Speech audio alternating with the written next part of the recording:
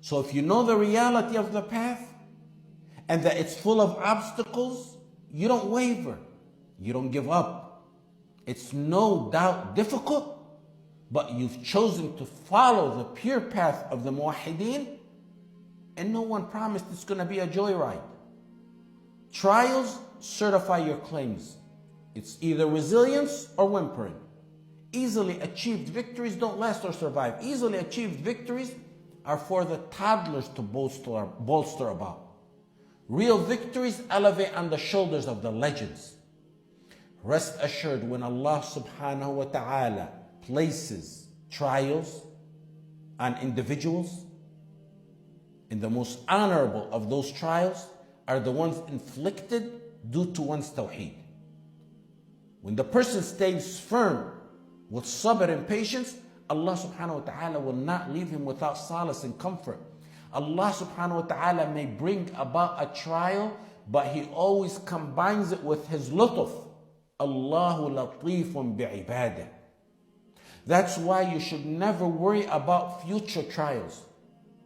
You never worry about future trials pertaining to personal matters or trials pertaining to your belief in La ilaha illallah Muhammadur Rasulullah. Keep your mind focused on Tawheed and keep it free of future fears that only exist in ilm al-ghayb. When trials come, Allah subhanahu wa ta'ala combines them with His lutf, particularly for the muwahideen. Why? So they can handle it. Allahu latifun bi'ibadah. ما أصاب من مصيبة إلا بإذن الله ومن يؤمن بالله يهدي قلبه. يهدي قلبه. When the trial befalls, the lutf of Allah subhanahu wa ta'ala to His servant is intertwined with it. For the muwahid who accepts the qadr of Allah subhanahu wa ta'ala and is patient. I'm going to lose my marriage. I'm going to lose my job. I can't pay my bills. They're going to put me on a list. They're going to watch me. They're going to harass me at airports, prison. Keep your mind free from future matters that you anticipate, but only exist in the ilm of the ghaib of Allah subhanahu wa ta'ala. Because you're dealing with Allah, who doesn't slumber nor sleep, nor does a leaf drop without Him knowing it. Despair, frustration, giving up, depression, changing courses, they have no room in a muwahid's heart. He knows it was written in Allah subhanahu wa ta'ala's book. And he knows Allah subhanahu wa ta'ala will deal with it. Inna dhalika fi kitab, inna dhalika ala Allah yasir. He knows that Allah subhanahu wa ta'ala allowed it to happen. And that the globe, with all their might and power and resources, couldn't help nor harm him. The path of the muwahideen flourishes and prospers and becomes stronger and more refined when it faces challenges. So don't worry about it. وَلِيُمَحِّصَ اللَّهُ الَّذِينَ آمَنُوا وَيَمْحَقَ الْكَافِرِينَ. Tamhis, then mahaq.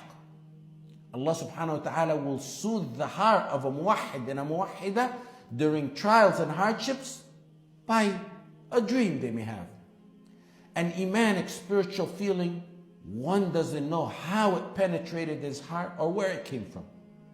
Ultimate comfort in seclusion with Allah subhanahu wa ta'ala.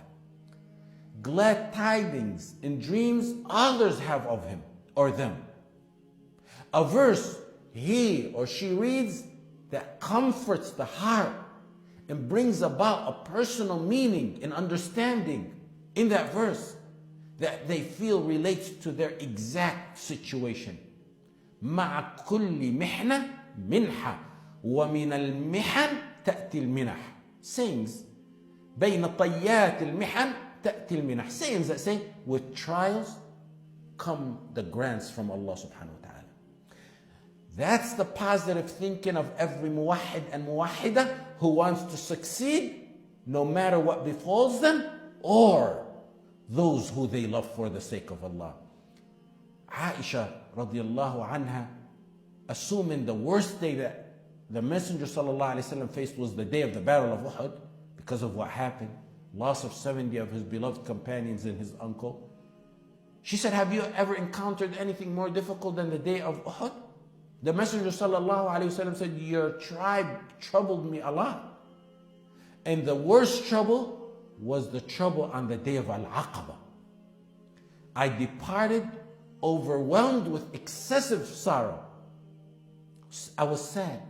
And I proceeded until I reached Qarn al-Tha'alib.